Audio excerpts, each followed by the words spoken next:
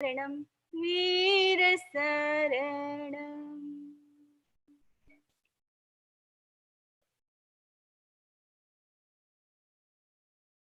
उत्तराधन सूत्र भगवान महावीर स्वामी की अंतिम देशना। भगवान महावीर को जब केवल ज्ञान प्राप्त हुआ, उसके बाद 30 वर्ष तक भगवान महावीर ने देशना दी, प्रवचन किया और भगवान महावीर स्वामी 30 वर्ष तक गृहस्थ अवस्था में रहे। 30 और 12.5 वर्ष तक भगवान ने साधना की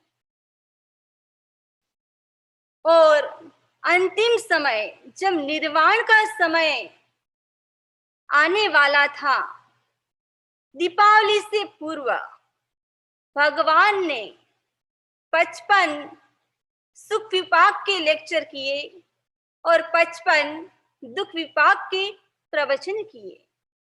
इस प्रकार 110 प्रवचन भगवान ने सुख विपाक के और दुख विपाक के किए।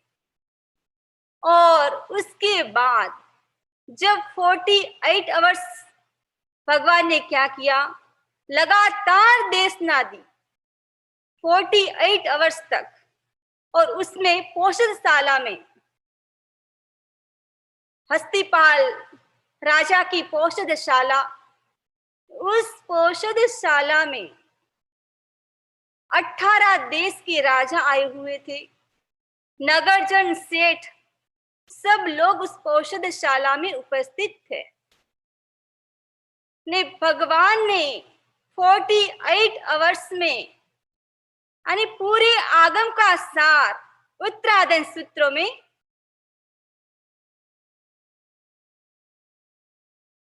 विरोधी। उत्तराधन सूत्र आज हम जिसका स्वाध्याय करेंगे, भगवान की वाणी अपने आप में एक पावरफुल वाणी है। तो आज हम जिस आगम का अध्ययन का स्वाध्याय करने जा रहे हैं, उस अध्ययन का नाम है कर्म प्रकृति। उत्तराधन सूत्र का 33वां अध्ययन। इसके अंतर्गत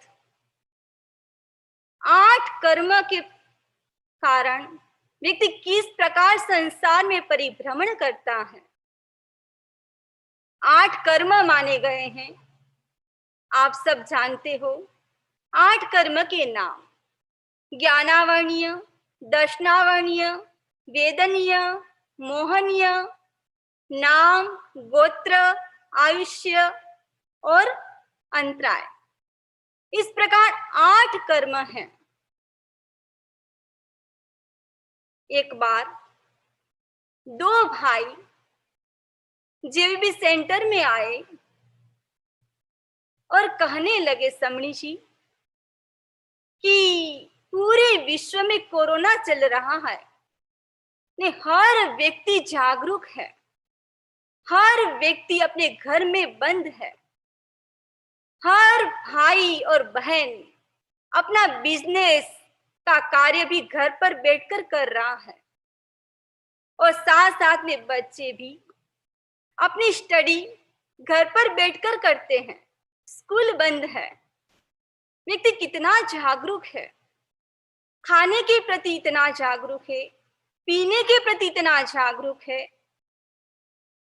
यानी हाथ भी कितनी बार व्यक्ति धोता है कि व्यक्ति चाहता है कि कोरोना हमारे पास नहीं आए। इतना जागरूक है।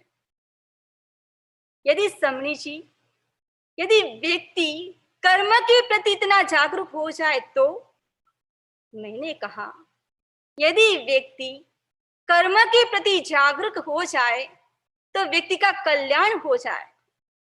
अपेक्षा है कि व्यक्ति कोरोना से बचने की कोशिश करता है, वैसे ही व्यक्ति अपने कर्म के प्रति भी जागरूक रहे व्यक्ति कि हमारे जो कर्म है नए कर्मों का बंधन नहीं हो, ऐसी एक्टिविटी नहीं करे ताकि हमारे जो नए कर्म है उसका बंधन नहीं हो, उससे भी व्यक्ति बचने की कोशिश करे।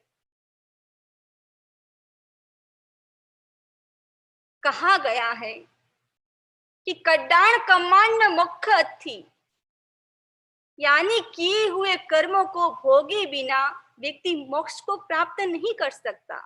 ये बात सत्य है। एक बात बताई गई है कि व्यक्ति कर्मों का बंधन करता है, प्रवृत्ति करता है, तब कर्मों का बंधन होता है। यदि व्यक्ति अच्छी प्रवृत्ति करता है तो अच्छे कर्मों का बंधन होता है। यदि व्यक्ति गलत प्रवृत्ति करता है तो गलत कर्मों का बंधन होता है। यदि व्यक्ति शुभ प्रवृत्ति करता है तो शुभ पुण्य का बंधन होता है। यदि व्यक्ति गलत प्रवृत्ति करता है तो पाप कर्म का बंधन होता है। व्यक्ति हर समय प्रवृत्ति के कारण कर्म का बंधन कर रहा है। यहां तक यदि व्यक्ति रात में बिस्तर में जाता है सोने के लिए, व्यक्ति सो रहा है, तभी भी क्या होता है? तभी भी कर्म का बंधन हो रहा है। व्यक्ति सोचे कि मैं सो रहा हूं, तभी भी कर्म का बंधन कैसे हो रहा है? मैं कोई प्रवृत्ति नहीं कर रहा हूं, फिर भी कर्म का बंधन कैसे हो रहा है? व्यक्ति सोया हुआ है, नींद में है, प्रवृत्ति नहीं कर रहा है, लेकिन वृत्तियां तो चालू है। यदि हमारे माइंड में राग द्वेष नहीं है, लेकिन जो हमारी भाव ग्रंथि है, हमारी जो कर्म ग्रंथि है, उसके अंदर तो राग द्वेष चल रहे हैं।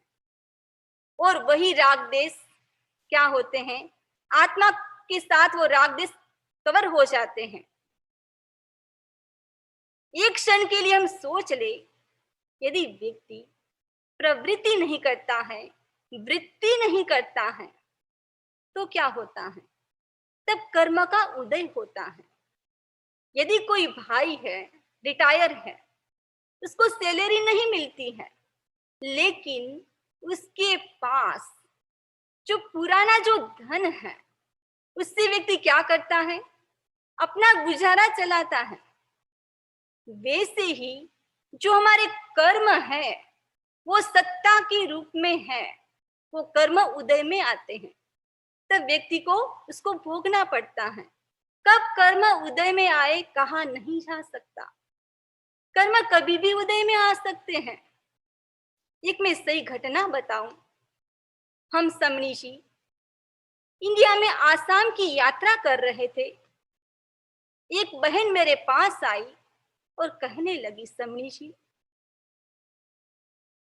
कि हमारे गांव में 2 दिन पहले ऐसी घटना घटित हो गई है। एक महिला जिसके 3 बच्चे, एक बच्चा 10 साल का, एक बच्चा 6 साल का और एक बच्चा 6 महीने का। जो 10 साल का जो बच्चा था, वह बच्चा अपने दोस्तों के साथ नीचे खेल रहा था और उसकी मम्मी 6 महीने के बच्चे को लेकर टेरेस के ऊपर थी। 6 साल का बच्चा आसपास में खेल रहा था। अब मदर को मैसेज मिले कि जो 10 साल का बच्चा है, जो दोस्तों के साथ खेल रहा था और खेलते खेलते पता नहीं चप्पू उसके हाथ में आ गया और दूसरे लड़के ने उसके पेट में घुस गया। होता क्या है? अब उसको मदर को जैसे ही मैसेज मिले, उसकी मदर क्या करती है? टेरेस के ऊपर थी और बच्चे को टब के अंदर स्नान करवा रही थी। माँ की ममता। माँ ने जो 6 साल का बच्चा था उसको कहा, अपने भैया का ध्यान रखना। और 6 साल का बच्चा क्या चाहे कि भैया का ध्यान रखना। और माँ ऑन द स्पॉट ऊपर से नीचे आती है, बच्चे को हॉस्पिटल लेकर जाती है। और जैसे ही हॉस्पिटल लेकर गई और 3-4 घंटे में डॉक्टर ने जवाब दे दिया कि बच्चा संसार में नहीं रहा है। अब जो 6 साल का बच्चा टेरेस के ऊपर खेल रहा था और जैसे ही मां नीचे उतरी और कुछ ही क्षण के बाद वो बच्चा भी ऊपर से नीचे आता है। जैसे ही ऊपर से नीचे आया वो लुढ़क जाता है सीढ़ियों से, और जैसे ही नीचे आया बच्चा तो ऑन द स्पॉट दूसरे बच्चे की मृत्यु। और जो 6 महीने का बच्चा जिसको अपनी मदर स्नान करवा रही थी टब के अंदर, वो पानी के अंदर ही था और पानी के अंदर उस बच्चे की मृत्यु। एक दिन में 3 बच्चे की मृत्यु, ऐसे ही घटना। उस महिला ने कहा कि समणी जी, मैं इतना धर्म ध्यान करती थी, मेरे साथ ऐसा कैसे हो गया। अब पता नहीं कब कर्म उदय में आते हैं, कब भोगने पड़ते हैं, किस प्रकार भोगने पड़ते हैं, कहा नहीं जा सकता। यानी जो भाई रिटायर है और उसके पास जो भी संपत्ति है उससे गुजारा चलाता है, वैसे ही हमारे पास सत्ता में कर्म है, कोई निमित्त मिलता है तो कर्म उदय में आते हैं। नहीं, व्यक्ति उस कर्म को भोगता है। व्यक्ति कर्म तो को भोग भी रहा है, साथ साथ में व्यक्ति क्या करता है, नए कर्मों का बंधन कर लेता है। व्यक्ति तब क्या करता है, आत्र ध्यान करता है, रौद्र ध्यान करता है, और आत्र रौद्र ध्यान करने से व्यक्ति नए कर्मों का बंधन कर लेता है। और ये नए कर्म जो बंध रहे हैं उसको कैसे रोका जाए, उसके भी बहुत सारे कारण हैं। कुछ कारणों की हम चर्चा करेंगे। व्यक्ति कोरोना से बचने के लिए कितने उपाय करता है, वैसे ही हम अपने कर्म जो आत्मा के साथ चिपके हुए हैं, नए कर्मों का बंधन नहीं हो, उसके लिए व्यक्ति क्या करे। सबसे पहली बात है कि व्यक्ति अपने कर्मों को भोग लेता है तो कर्म नष्ट हो जाते हैं। सबसे पहली बात, यदि पूर्व जन्म में हमने किसी को चाटा मारा है, चाटा मारा तो हमको कांटा लगा, हमको कष्ट हो रहा है, हमको ठोकर लगी, हम गिर गए। हो सकता है कि बाल्यावस्था में कुछ गलत किया या पूर्व जन्म में कुछ भी किया। यदि व्यक्ति उसको समता भाव से सहन कर लेता है तो व्यक्ति अपने कर्मों को नष्ट कर देता है। और दूसरी बात है, कर्म को नष्ट करने के लिए फॉरगिवनेस, फॉरगिव करे, यानी व्यक्ति क्षमा मांग ले। क्षमा मांगने से व्यक्ति के कर्म टूट जाते हैं। दुनिया में बहुत सारे कठिन काम हैं, मुझे लगता है उस कठिन काम में एक कठिन काम है क्षमा मांगना। क्षमा मांगना कोई आसान काम नहीं है।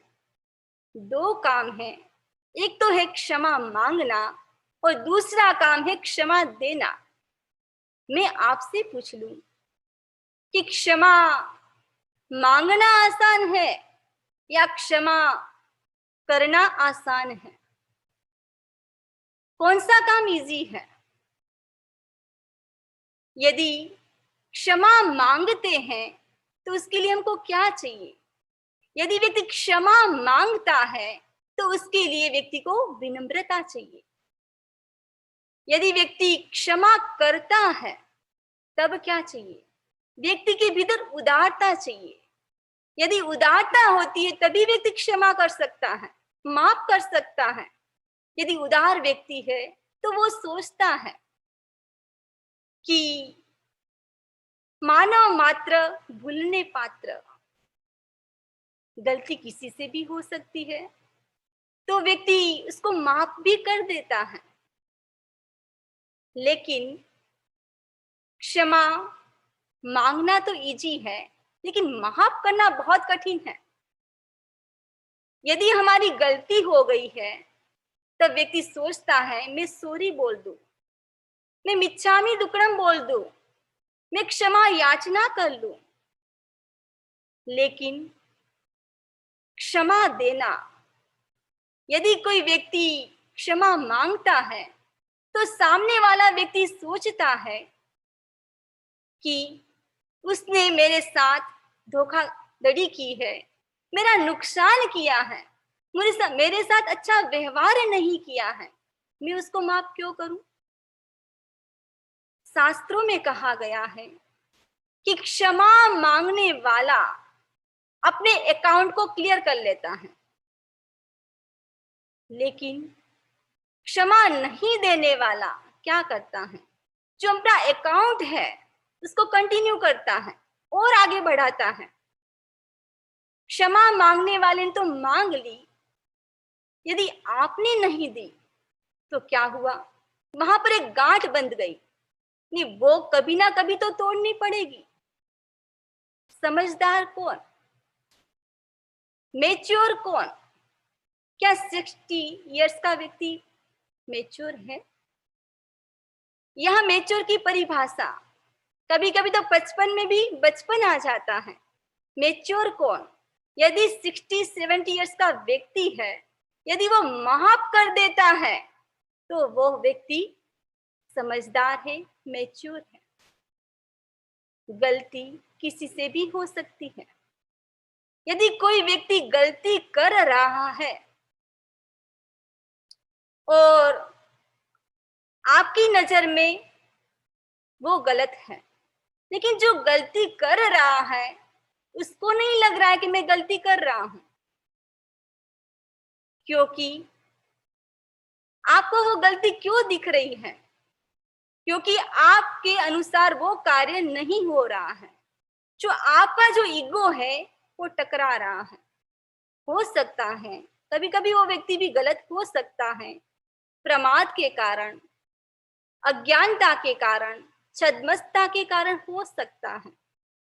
लेकिन ये जैन शास्त्र क्या कहता है? जैन शास्त्र में कहा गया है कि व्यक्ति रात्रि में जब बेड पर सोने के लिए जाए तब क्या करे? तब सबसे पहले दिन भर में जो भी गलतियां हुई है उस गलती को व्यक्ति क्या करे? जो अपना अकाउंट है उसको क्लियर करे। जो बनिया होता है वो क्या करता है? जब बिजनेस कर कर जब घर पे आता है तो पूरा जो अकाउंट है उसको क्लियर करता है। एक पाई का भी हिसाब क्लियर किए बिना सोता नहीं है।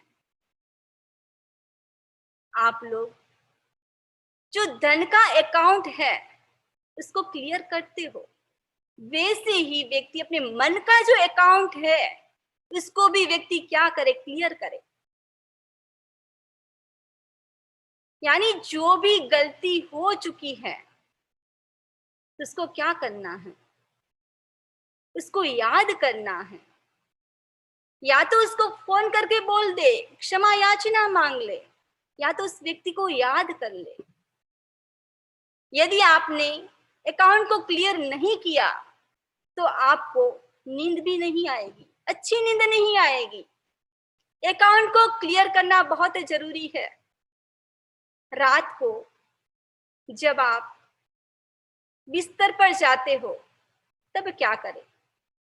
वैसे तो जैन शास्त्र में कहा गया है व्यक्ति प्रतिक्रमण करे। कौन सा प्रतिक्रमण? वैसे कंठस्थ है तो अच्छी बात है, काफी भाई बहन कंठस्थ करते भी है। मैं आपको रटने की बात नहीं कह रही हूं, यानी व्यक्ति मन से भी प्रतिक्रमण कर ले। काफी भाई बहन तो प्रतिक्रमण तो करते हैं, लेकिन ना तो क्षमा याचना करते हैं, ना किसी को माफ करते हैं। वो कौन सा प्रतिक्रमण हुआ? वो तो प्रतिक्रमण, द्रव्य प्रतिक्रमण तो आपने किया, लेकिन भाव प्रतिक्रमण नहीं हुआ। यानी व्यक्ति रियल में प्रतिक्रमण करे, मन से प्रतिक्रमण करे। जब भी बिस्तर पर जाए व्यक्ति अपना आत्मचिंतन करे। जो पुव्वरत्तावर रत्त काले संपिक्खई अपगमप्पयनम किम मे कड़म किच्च में किच्च शेषम किम सक्कणिजम न समाय राम। यानी व्यक्ति चिंतन करे, मैंने पूरे दिन भर में क्या किया, क्या करना मेरे लिए शेष है, ऐसा कौन सा कार्य है जो मैं कर सकता हूं फिर भी नहीं कर रहा हूं। व्यक्ति को अपना आत्मचिंतन करना है। व्यक्ति प्रतिक्रमण करे, यानी व्यक्ति क्षमा मांगने वाले को माफ करे। यदि माफ नहीं करता है तो गांठ और बन जाती है, व्यवहार अच्छे नहीं रहते हैं। इसलिए व्यक्ति क्या करे, क्षमा मांगे और क्षमा दे। हम देखें क्रिश्चियनिटी में क्या होता है, उसमें फॉरगिवनेस के ऊपर कितना बल दिया है, जीसस क्राइस्ट। और बाइबल में तो यहां तक लिखा है, यदि व्यक्ति अपने पड़ोसी को माफ नहीं करता है वो चर्च में जाने का भी अधिकारी नहीं है। आप मंदिर जाने से भी ज्यादा महत्वपूर्ण है क्षमा याचना करना। आप मंदिर में जाने से कोई भगवान आपके कर्म को डिलीट नहीं कर देता है।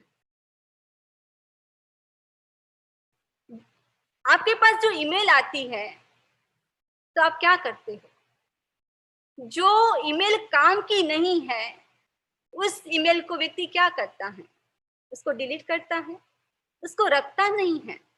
वैसे ही हमारे जो दिमाग में गार्बेज है तो व्यक्ति क्या करे, उस गार्बेज को हटा दे।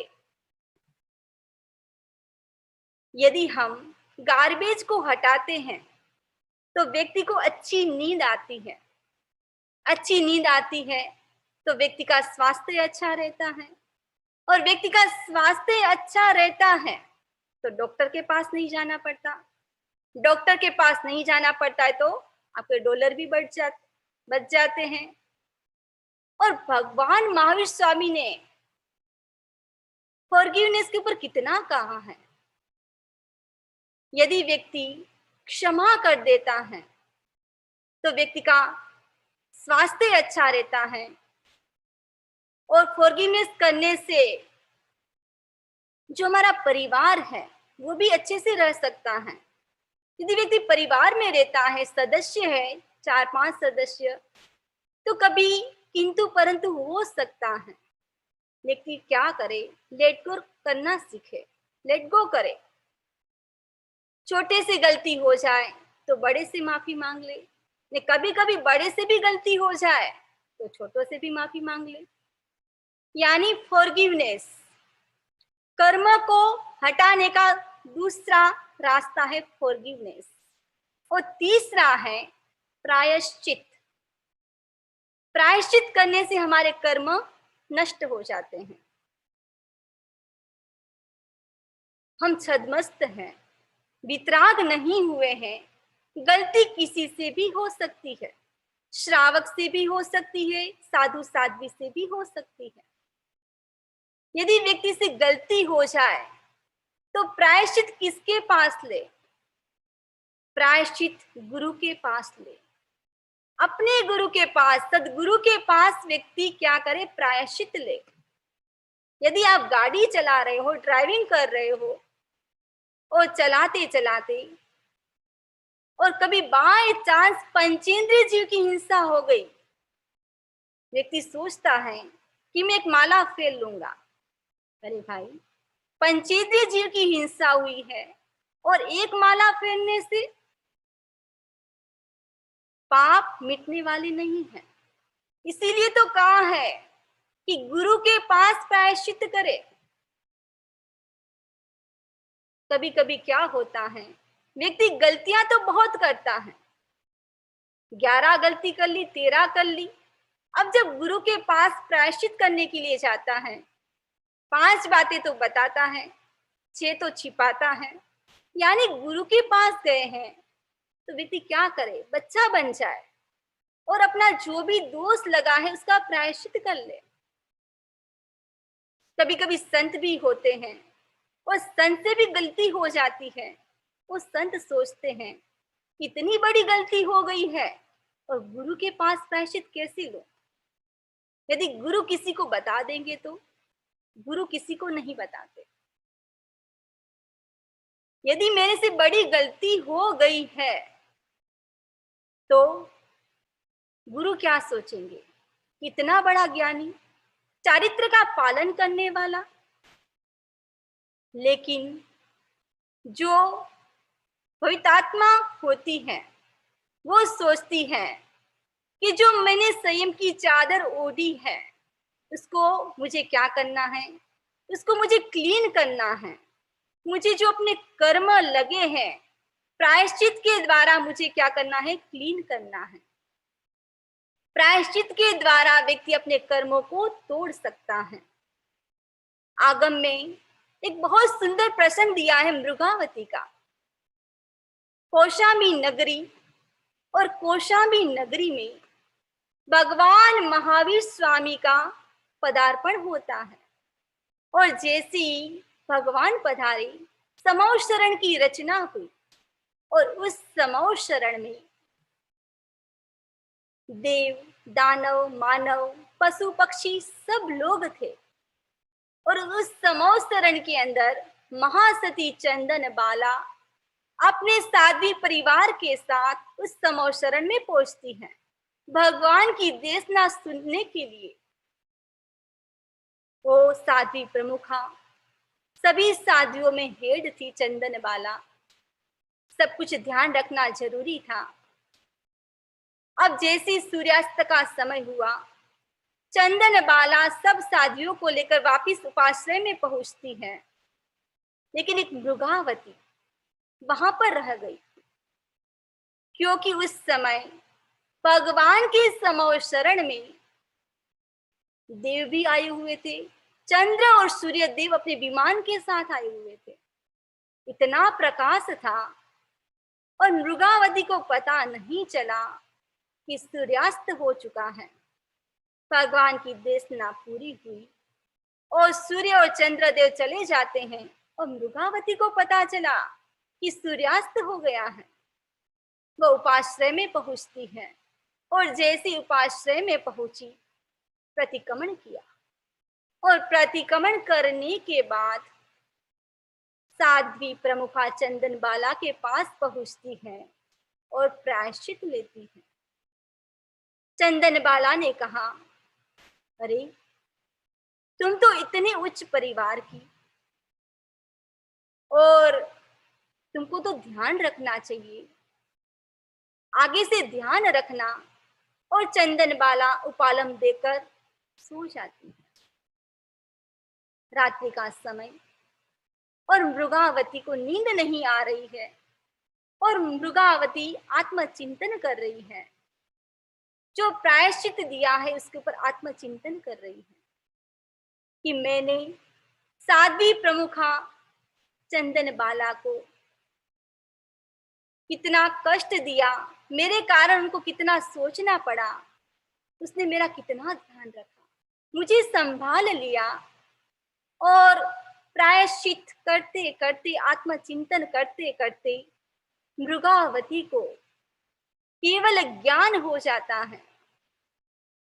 उसी रात्रि में महासती चंदन बाला नींद में थी।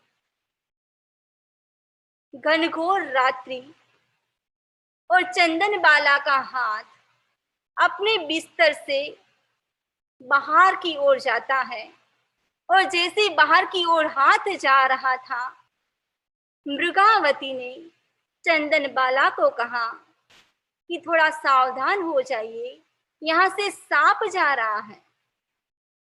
तब चंदन बाला ने कहा, मुझे तो नहीं दिखाई दे रहा है, तुमको कैसे दिखाई दे रहा है?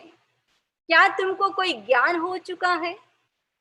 तब मृगावती ने क्या कहा, आपकी कृपा से।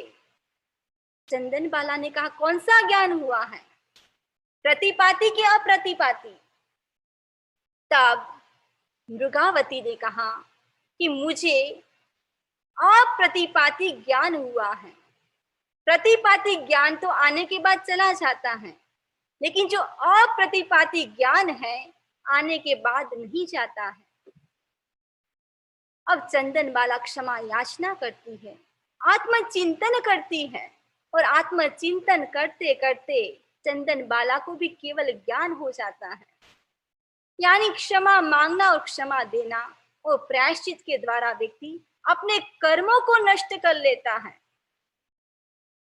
कर्म को नष्ट करने का चौथा सूत्र है विनम्रता। व्यक्ति के जीवन में विनम्रता होनी चाहिए। जो व्यक्ति नम्र है वह व्यक्ति अपने कर्मों को तोड़ सकता है। विनय हम भौतिकता की दृष्टि से देखें, विनय का अर्थ क्या है, हाथ जोड़ना। लोक व्यवहार में यदि कोई व्यक्ति हाथ जोड़ता है तब आप लोग क्या कहते हो कि ये व्यक्ति कितना विनम्र है, कितना शालीन है।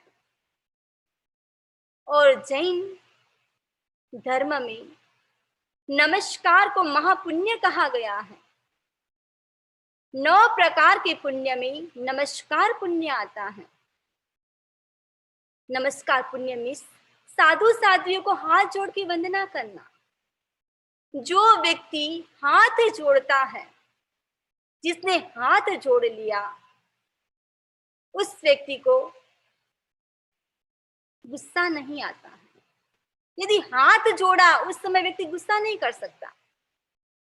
हाथ जोड़ा उस समय व्यक्ति कोई गलती नहीं कर सकता, गलत कार्य नहीं कर सकता। जिसको ज्यादा गुस्सा आता है व्यक्ति हाथ जोड़े, उसको गुस्सा नहीं आएगा। आप लोग एक्सपीरियंस करके देखना, हाथ जोड़ के, तब आपको गुस्सा नहीं आएगा। व्यक्ति विनम्र बने। बड़ा व्यक्ति कौन? क्या किसी के पास बड़ा पद है तो वो बड़ा बन गया? वो बड़ा नहीं है। क्या किसी के पास धन ज्यादा है वह व्यक्ति बड़ा है? वह व्यक्ति भी बड़ा नहीं है। कौन बड़ा? जिसके अंदर नम्रता है, विनम्रता है, वह व्यक्ति बड़ा है, वह व्यक्ति महान है। जब भी कोई मिले तब क्या करे? व्यक्ति हाथ जोड़े। ये हमारी ट्रेडिशन है। अमेरिका में तो क्या करते हैं, जब मिलते तब हैंडशेक करते हैं। आजकल तो पूरे वर्ल्ड में ये परंपरा चली है, नमस्ते, हाथ जोड़ के करना। मीटिंग होती है तो तब क्या करते हैं, मीटिंग में भी व्यक्ति हाथ को मिलाता है। जब लंच का समय होता है तब हैंड वॉश करते हैं, क्योंकि वो जो जर्म्स है वो अटैक नहीं करे। हाथ जोड़ना, एक व्यक्ति ने कहा कि जो व्यक्ति हाथ जोड़ता है तो 3 कार्य एक साथ होते हैं। एक होता है हैंड का कार्य, एक है हार्ट का कार्य, और तीसरा है हेड का कार्य। हाथ जोड़ने से हमारे मस्तिष्क में पॉजिटिव विचार आते हैं। जो हमारा हार्ट है वो इमोशनल हो जाता है। हाथ जोड़ने से हमारे हाथ में कोमलता आ जाती है। इस प्रकार विनम्रता, जब सास और बहू आपस में बात करे तब भी कैसे हाथ जोड़ के बात करें।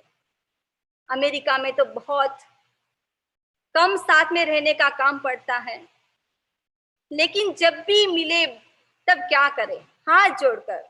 यदि सासू माँ को भी कुछ भी आइटम खाने की इच्छा है तो हाथ जोड़कर कहें। यदि बहू की बनाने की इच्छा नहीं है तो वो भी बना के देगी। यदि बहू को बाहर जाना है तो भी क्या करे, सासू माँ से परमिशन ले, हाथ जोड़ के, तो सासू माँ भी मना क्यों बोलेगी? यदि व्यक्ति ऐसे बोले कि मैं जा रही हूं, आधा घंटे बाद आऊंगी, अरे भाई कहाँ जा रही हो? यानी ये शालीनता नहीं है, ये उद्दंडता है। यानी व्यक्ति के भीतर अहंकार नहीं होना चाहिए, विनम्रता होनी चाहिए। मैंने देखा है कि जो अमेरिकन लोग होते हैं इतना पोलाइटली बोलते, धीरे से बोलते हैं। यानी हम भी जब बोले तब धीरे से बात करें, पोलाइटली बात करें। व्यक्ति के भीतर यानी ईगो, अहंकार नहीं होना चाहिए। एक बार एक चींटी थी, उसके भीतर अहंकार। एक बार हाथी बीमार हो गया, उसको हॉस्पिटल में एडमिट करवाया गया और उसके पीछे पीछे चींटी भी जाती है। उसके कमरे में गई और कॉर्नर में जाकर बैठ गई। पूछा क्या बात है? उसने कहा कि हदी हाथी को ब्लड की जरूरत पड़ेगी तो मैं डोनेट करूंगी। यानी चींटी के भीतर भी कितना अहंकार है। व्यक्ति अहंकार से दूर रहने की कोशिश करे। व्यक्ति अपने पास जो कुछ है वो दिखाना चाहता है। यदि किसी के पास अच्छी ड्रेस है वो भी दिखाना चाहता है, अच्छी साड़ी है तो वो भी दिखाना चाहता है। यदि व्यक्ति के पास ज्ञान है और ज्ञान को व्यक्ति जब तक बताए नहीं तब तक व्यक्ति को अच्छा नहीं लगता है। ऐसे लगता है मेरे ज्ञान का यूज नहीं हो रहा है। यदि आपको प्राकृत संस्कृत आती है और जिन लोगों को नहीं आती उसके बीच में बोलोगे तो क्या मतलब? यदि आपके पास एक घर है, 4 सदस्य, बच्चे भी बड़े हो गए, 16 साल के, 18 साल के, फिर क्या होता है? बच्चे भी दूर चले जाते हैं। फिर व्यक्ति सोचता है कि हम तो अपार्टमेंट में रहते हैं और तो हम सेपरेट बंगले में चले जाएं। अरे भाई आपको जरूरत भी नहीं है। व्यक्ति क्या करता, अपने पास वो दिखाना चाहता है। तो व्यक्ति की जीवन में क्या होनी चाहिए? विनम्रता। यदि व्यक्ति के जीवन में विनम्रता है तो विनम्रता के द्वारा व्यक्ति अपने कर्मों को नष्ट कर सकता है। और कर्मों को दूर करने का 5वां सूत्र है स्वाध्याय। व्यक्ति स्वाध्याय करे। स्वाध्याय मतलब केवल पढ़ना ही नहीं, सबसे पहला है शुद्ध स्वाध्याय, यानी सुनना। आप माने या न माने, लेकिन जो वस्तु पढ़ने से याद नहीं रहती है वही वस्तु सुनने से जल्दी याद हो जाती है। क्योंकि पढ़ने में कोई शब्द टफ भी हो सकते हैं, व्यक्ति को क्लियर भी नहीं हो, लेकिन जब सुनते हैं तब व्यक्ति को जल्दी समझ में आ जाता है। यदि व्यक्ति को समझ में भी नहीं आया तो व्यक्ति ऑन द स्पॉट क्वेश्चन भी कर लेता है, यानी इजीली समझ में आ जाता है। जब भगवान ने उपदेश दिया तब कौन सी भाषा थी? प्राकृत भाषा, अर्धमागधी भाषा, क्योंकि बिहार में वो भाषा चलती थी। अब अमेरिका में अंग्रेजी चलती है, वो अंग्रेजी भी प्राकृत के समान ही है। और स्वाध्याय में दूसरा प्रकार है व्यक्ति क्या करे? चिंतन, ज्ञान का चिंतन करे। यानी पूरा कोर्स करना पड़ता है और स्वाध्याय किया है तो उसका कोर्स करना पड़ेगा। यदि आप डॉक्टर के पास गए और आपकी तबीयत ठीक नहीं है और डॉक्टर ने कहा कि तीनों टाइम एक एक टेबलेट लेनी है, कोर्स पूरा करना है, आपने टेबलेट भी ली, 1 महीने तक ली, आपका बुखार भी चला गया और बुखार चले जाने के बाद आपने दवाई बंद कर दी, क्या होगा? आपने पूरा कोर्स नहीं किया तो जम से वो अटैक कर सकते हैं। पूरा कोर्स करना जरूरी है। वैसे ही आप लोग स्वाध्याय कर रहे हो, और स्वाध्याय के बाद ऐसे नहीं है कि ब्लैंकेट ओढ़ के सो गए। व्यक्ति आत्मचिंतन करे। सुना भले 1 घंटा, व्यक्ति चिंतन कितना घंटा करे, उसके बारे में चिंतन करे। स्वाध्याय किया तो 2 घंटा तो व्यक्ति को चिंतन करना चाहिए। जब भी समय मिले उसके बारे में व्यक्ति चिंतन करे। और व्यक्ति भावना, यदि आपने सुना है लेक्चर में, तो व्यक्ति क्या करे, ऑटो सजेशन, उसको बार बार सुझाव दे। लेक्चर में सुना फॉरगिवनेस, व्यक्ति सोचे कितने मेरे मित्र, कितने मेरे शत्रु। व्यक्ति क्या करे कि मुझे भी उसको क्या करना है, उसको भी मुझे क्या करना है, क्षमा करना है। वो भावना। फिर उसके बाद व्यक्ति अनुचिंतन करे। पहले व्यक्ति सुने, सुनने के बाद व्यक्ति चिंतन करे, चिंतन करने के बाद व्यक्ति भावना करे, और भावना करने के बाद व्यक्ति क्या करे, अनुचिंतन करे।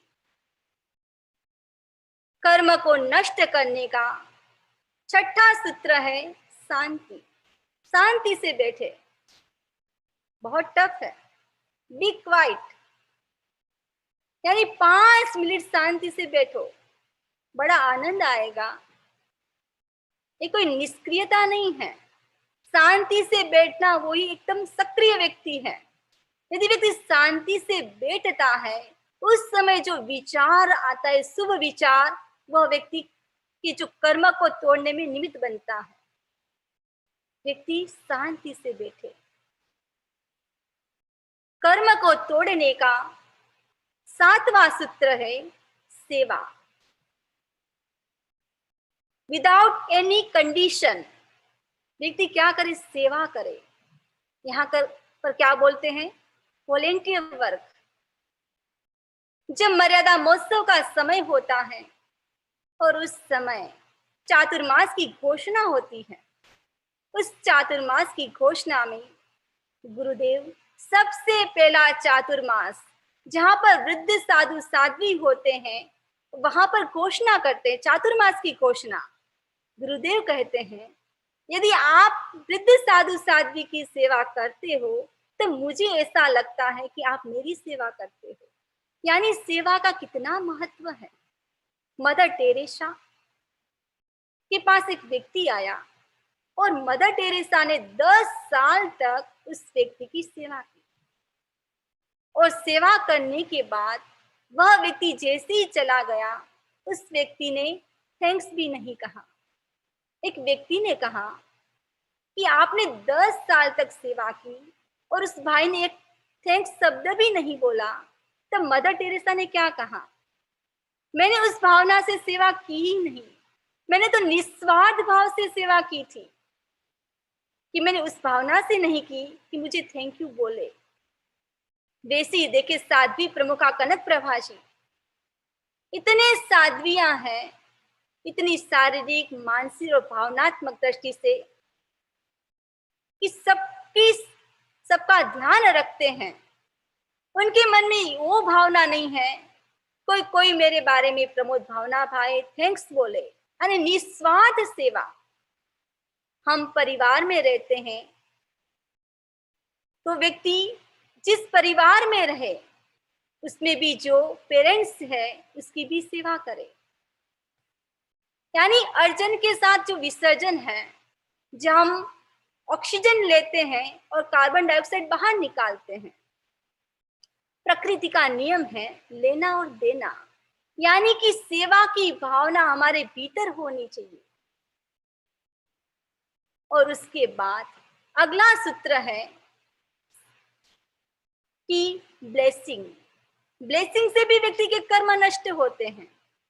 यदि शिष्य गुरु के पास आता है और गुरु के पास आ गया और गुरु ने शिष्य के, यानी सक्षम गुरु ने अपने शिष्य के सिर के ऊपर हाथ रख दिया और कहा, चिंता मत करो, सब काम हो जाएगा। ऐसा लगता है कि कोई अंतराय कर्म टूटा हो। और ऐसा आशीर्वाद हर किसी को नहीं मिलता है। यदि कोई अच्छा काम करता है तब बुजुर्ग लोग क्या करते हैं कि हाँ तुमने बहुत अच्छा काम किया, आशीर्वाद देते हैं और क्या कहते हैं कि और अच्छा काम करते रहो। उससे भी उस समय व्यक्ति के भाव कितने शुभ होते हैं और शुभ भाव में व्यक्ति के कर्मों की निजरा भी हो सकती है और व्यक्ति के कर्म भी टूट सकते हैं। और उसके बाद का सूत्र है कि व्यक्ति क्या करे, संयम करे। किसका संयम? खाने का, पीने का, और तीसरा है सोचना। खाने का संयम। व्यक्ति खाने में संयम रखे। निजरा के 12 प्रकार में से सबसे पहला प्रकार है उनोदरी। उनमिस कम उदरमास पेट। जितनी भूख है उससे कम खाना, उसको कहते हैं उनोदरी। बहुत सारी तपस्या है, मुझे तो बहुत अच्छा लगता है उनोदरी। यदि उपवास है व्यक्ति कितना करेगा? महीने में कितना करेगा? 1, 2, 3, 4, 5 कितना करेगा? लेकिन उनोदरी तप ऐसा है कि व्यक्ति 365 दिन ये कर सकता है कि उनोदरी तप करने से व्यक्ति का स्वास्थ्य अच्छा रहता है, लेजीनेस नहीं लगती है, जो हमारा इम्यून सिस्टम है वो स्ट्रांग रहता है। इसीलिए कहा गया है कि संयम, हर वस्तु में संयम। पीने का संयम। पीने का मतलब ड्रिंक की बात नहीं कर रही हूँ, सॉफ्ट ड्रिंक की बात नहीं कर रही हूँ, पानी। यानी पानी, जो पानी भी है पीना भी जरूरी है। जितना पानी पियो उतना अच्छा है स्वास्थ्य के लिए, क्योंकि जो हम पानी पीते हैं, जैसे कहा गया है कि पूरे दिन में 5 से 7 लीटर पानी हमारे पेट में जाना चाहिए। वो स्वास्थ्य के लिए अच्छा माना गया है। अब रात को भी व्यक्ति सो जाता है और सो गया खा पी के, और सुबह जैसे उठता है और पूरी बॉडी में क्या हो जाती, हीट हो जाती है। उस हीट को रिलीज करने के लिए सुबह सुबह जो खाली पेट पानी पीना स्वास्थ्य के लिए अच्छा है। 1 ग्लास, 2 ग्लास, 3 ग्लास पानी। और तीसरी बात है सोचना। व्यक्ति सोचे। व्यक्ति खाना कितने टाइम खाता है? 1 time, 2 time, 3 time, 4 time, 5 time, कितने टाइम खाता है? ज्यादा से ज्यादा 3 टाइम। व्यक्ति स्नान कितनी बार करता है? 1 बार। ज्यादा गर्मी लगे तो 2 बार। टीवी कितनी बार देखते हो? 1 घंटा, 2 घंटा, 3 घंटा, 4 घंटा। लेकिन कुछ तो लिमिट है। लेकिन व्यक्ति सोचता कितनी बार है? 24 आवर्स। यानी व्यक्ति विश्राम, उसको विश्राम दे। नहीं सोचना, उसमें भी जो सोच का विचार आता है वो अच्छा होता है। मौन किया और मौन के बाद जो बोलते हो वो पावरफुल है। भूख लगी और उसके बाद खाते हो तो वो महत्वपूर्ण है। आपने निवृत्ति के बाद जो प्रवृत्ति की वो महत्वपूर्ण है। इसलिए खाना पीना सोचना, मिलना वचन मिलाप, जू जू 5 घटाइए त्यों त्यों आत्म विकास। और चौथी बात बताई है मिलना। समाज में व्यक्ति रहता है तो व्यक्ति मिलता है, लेकिन जहां आवश्यक है वहां व्यक्ति जाए, अनावश्यक नहीं जाए। जो अपने मित्र है उसको भी व्यक्ति क्या करे, तो मित्र को भी एक लिमिट में बनाए, नहीं तो मेंटेन करना बहुत मुश्किल हो जाता है। यानी मिलना और वचन। व्यक्ति बोले तो सोच कर बोले, तोल कर बोले। यदि व्यक्ति सोचकर और तोलकर बोलता है तो उसका मोल भी बढ़ जाता है। हम देखें आचार्य महाश्रमण जी के जीवन को। यदि मुस्कान से काम चलता है तो व्यक्ति, गुरुदेव एक शब्द भी नहीं बोलते हैं। यदि एक शब्द से काम चल गया तो गुरुदेव एक सेंटेंस भी नहीं बोलते हैं, और एक सेंटेंस से काम चल गया तो 2 सेंटेंस भी नहीं बोलते हैं। यानी अनावश्यक नहीं बोले, ये बोले तब प्रेम से बोले। यानी बोलने का भी विवेक होना चाहिए। यदि व्यक्ति इस बातों का ध्यान रखता है तब भी व्यक्ति अपने कर्मों को दूर कर सकता है। व्यक्ति क्या करे, मेडिटेशन करे, ध्यान करे, उसके द्वारा भी व्यक्ति अपने कर्म को दूर कर सकता है। हर दिन मेडिटेशन होता है।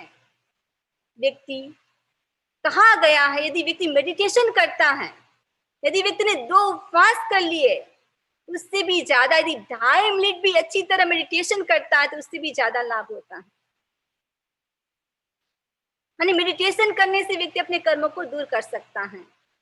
मैंने बहुत सारी बातें बताई, उसमें भी आप कुछ भी कर लीजिए। व्यक्ति इतना ध्यान रखे कि जो बुरे कर्म है वो मेरे पास नहीं आए। व्यक्ति ऐसी एक्टिविटी नहीं करे कि बुरे कर्म व्यक्ति के पास में आए, आत्मा में चिपके। व्यक्ति उसके प्रति जागरूक रहे। जहां पर प्रवृत्ति वहां पर कर्म का बंधन। यदि व्यक्ति शुभ प्रवृत्ति करता है तो शुभ कर्म का बंधन होता है। यानी जो शुभ कर्म का बंधन हो रहा है उसको भी व्यक्ति क्या करे, उससे भी दूर होना है। तो उस समय व्यक्ति शुभ भाव के द्वारा व्यक्ति शुभ कर्मों को भी दूर करके वितरागता को प्राप्त कर सकता है। इस प्रकार बहुत सारे सूत्र हैं जिसके द्वारा व्यक्ति अपने कर्मों को नष्ट कर सकता है। तो व्यक्ति अपने कर्म से दूर रहने के लिए उस सूत्र को अपने जीवन में अपनाए और अपने जीवन को अच्छा बनाए। इसी आशा और विश्वास के साथ ओम अरहं। अब सभी सुने मंगल पाठ। नमो अरहंताणम, नमो सिद्धाणम, नमो आयर्याणम, नमो वज्रायाणम, नमो लोये सव्व साहुणम। एस्व पंच नमक्कारो सव्व पापपणाशनो, मंगलाणं च सव्वेसिं परमं हवै मंगलम्। चत्तारि मंगलम् अर्हन्ता मंगलम्, सिद्धा मंगलम्, साहु मंगलम्, केवलिपन्नतो धम्मो मंगलम्। चत्तारि लोगुत्तमा अर्हन्ता लोगुत्तमा, सिद्धा लोगुत्तमा, साहु लोगुत्तमा, केवलिपन्नतो धम्मो लोगुत्तमो। चत्तारि शरणं पवज्जामि, अर्हन्ति शरणं पवज्जामि, सिद्धि शरणं पवज्जामि, साहु शरणं पवज्जामि, केवलिपन्नतं धम्मं शरणं पवज्जामि। विघ्नहरण मंगलकरण स्वामभिक्षुनो नाम, गणआलक समीरण किया, सरे अचिंत्याकां। सरे अचिंत्याकां, अंगूठे